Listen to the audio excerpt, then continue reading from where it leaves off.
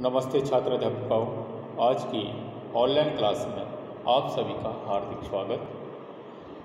हिंदी शिक्षा शास्त्र के अंतर्गत हम पिछली कक्षा में जो हमने पढ़ा था वह था, टॉपिक का नाम था राष्ट्रीय शिक्षा नीति का क्रियान्वयन कार्यक्रम, progress and action of national education policy 1986। राष्ट्रीय शिक्षा नीति का क्रियान्वयन कार्यक्रम।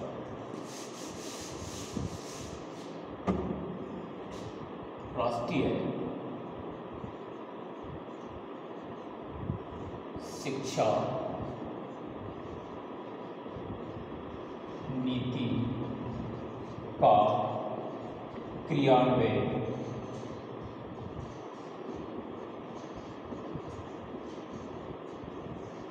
राष्ट्रीय शिक्षा नीति का क्रियान्वयन, और ये थी 1986 के बारे में अध्ययन कर रही थी। पिछली क्लास में कुछ इससे रिलेटेड कुछ टॉपिक रह गए थे। तो इसमें क्या हुआ कि सन 1986 का जो बजट सत्र चल रहा था संसद में, तो राष्ट्रीय शिक्षा नीति के बारे में मसौदा तैयार हुआ।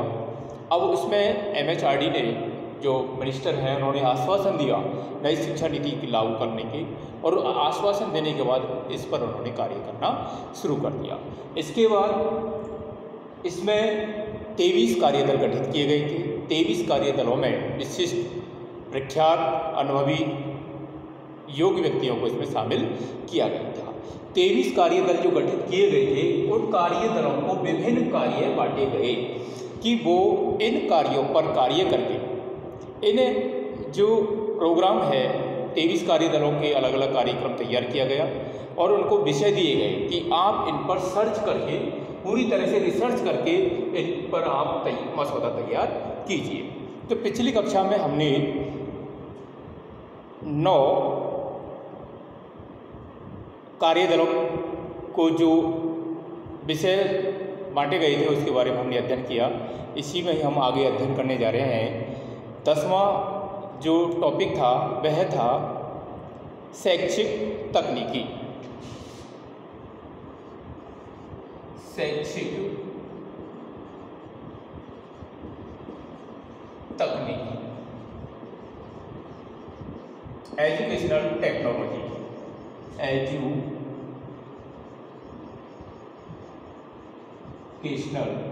टेक्नोलॉजी।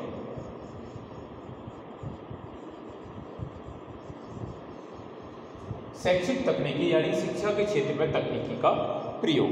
शिक्षा में जैसे कंप्यूटर का प्रयोग होना, संचार साधन का किस प्रकार से प्रयोग करते हैं। तो कहने का मतलब है शिक्षा के क्षेत्र में तकनीकी के माध्यम से शैक्षणिक कार्यों को सुगम बनाना। एक उदाहरण सहित मैं आपको स्पष्ट करता हूँ कि बरसात के समय में एक लकड़ी का जो किवाड़ होता है, प्लाई का, तो उस किवाड़ में थोड़ा सा क्या है, बरसात की वजह से थोड़ा सा उसमें नमी आ जाती है, तो वो फूल जाता है। तो उसकी जब हम कुंडी लगाते हैं तो वो कुंडी लग नहीं पाती है।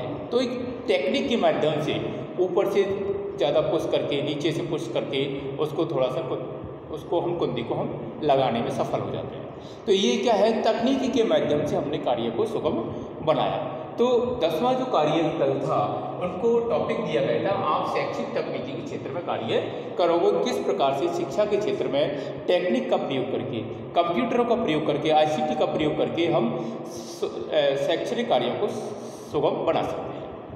अगला है माध्यमिक शिक्षा तथा नवोदय विद्यालय। 11वां माध्यमिक शिक्षा तथा नवोदय विद्यालय।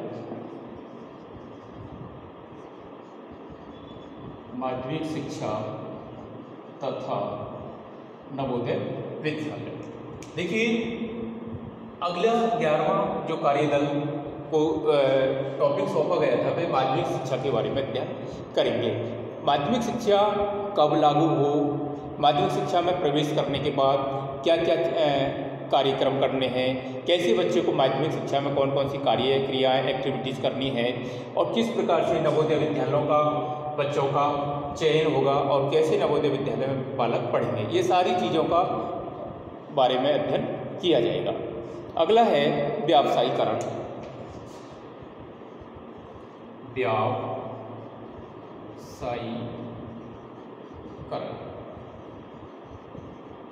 देखिए, शिक्षा के माध्यम से छात्रों को व्यवसाय में पारंगत करना व्यावसायीकरण कहलाता है। किस प्रकार से बालक को शिक्षित बना करके उसको किसी व्यवसाय विशेष की तरफ उन्मुख कर सकते हैं, कौन कौन से कोर्स चलाकर हम बच्चों की व्यावसायीकरण कर सकते हैं। अगला है 13वां पॉइंट है उच्च शिक्षा। उच्च शिक्षा देखिए, उच्च शिक्षा से जहाँ पर तात्पर्य है कमेटी के जो कार्यदल गठित किए गए थे वह उच्च शिक्षा यानी हायर एजुकेशन किस प्रकार से दी जाएगी, स्नातक का पाठ्यक्रम कितने समय का होगा, पोस्ट ग्रेजुएट का पाठ्यक्रम कितने समय का होगा, विभिन्न प्रकार की भी कोर्सेज है, व्यावसायिक कोर्सेज है, बीएड है, इस प्रकार से ये कितने समय के होंगे, ये इनके ऊपर जो मसौदा तैयार करेगी वह है और अपना विचार प्रस्तुत करेगी। अगला है मुक्त विश्वविद्यालय एवं दूरस्थ अधिगम। मुक्त विश्वविद्यालय एवं दूरस्थ अधिगम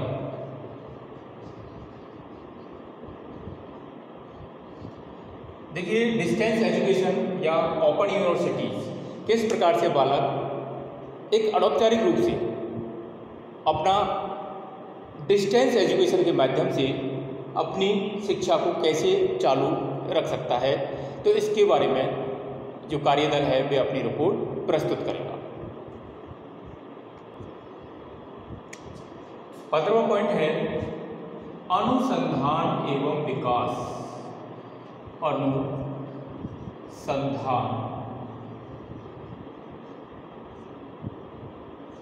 एवं विकास, रिसर्च एवं डेवलपमेंट।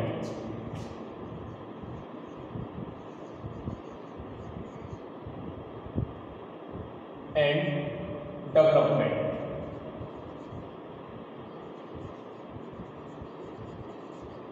अनुसंधान एवं विकास, इसमें हम अध्ययन करेंगे कि पहले किसी कार्य विशेष पर या क्षेत्र विशेष पर अनुसंधान हो चुका है और उसको आवश्यकता के आधार पर किस प्रकार से मॉडिफाई करके और इसको ऐसे और अच्छा कर सकते हैं। तो रिसर्च यानी पुनः संधान करना अनुसंधान कहलाता है और उसी के आधार पर अनुसंधान करते हुए अनुसंधान का प्रयोग जब हम अपने प्रैक्टिकल में करेंगे तो किस प्रकार से उसके माध्यम से हमारा विकास होगा, ये सारी चीज़ों पर रिपोर्ट प्रस्तुत करेंगे। अगला है उपाधियों को रोजगार से विलग करना।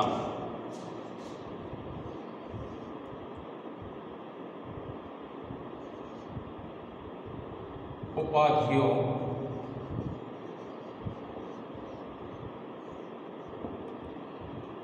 को रोजगार से विलग करना।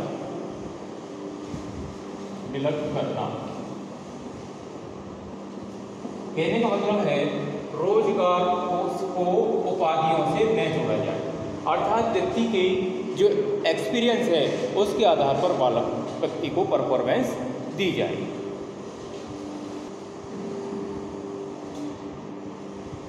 उपाधियों को रोजगार से अलग करना और मानवीय शक्तियों के नियोजन के बारे में रिपोर्ट प्रस्तुत करना। अगला है सांस्कृतिक परिप्रेक्ष्य तथा भाषा नीति को लागू करना। सांस्कृतिक परिप्रेक्ष्य तथा भाषा नीति को लागू करना।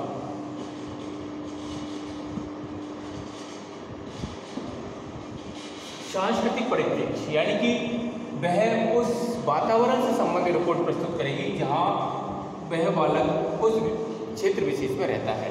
उसके साथ साथ भाषा नीति को भी लागू के बारे में भी स्पष्टीकरण देगी, किस प्रकार की भाषा नीति होनी चाहिए, कौन सी होनी चाहिए आदि। 18वां है सांस्कृतिक, खेल एवं शारीरिक शिक्षा।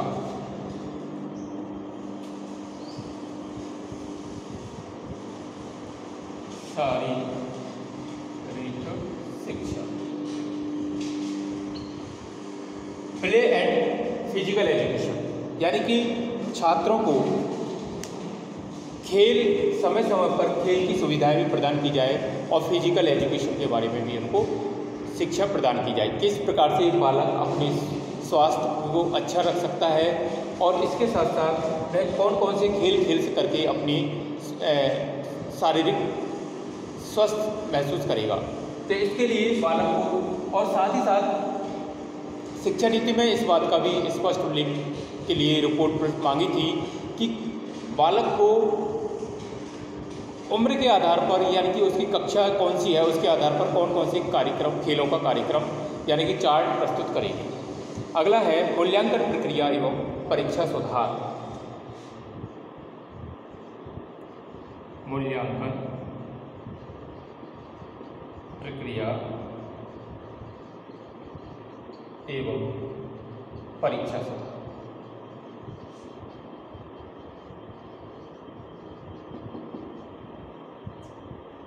19वीं जो कार्यदल को रिपोर्ट करनी थी वह है मूल्यांकन प्रक्रिया, यानी कि मूल्यांकन प्रक्रिया कैसी होनी चाहिए।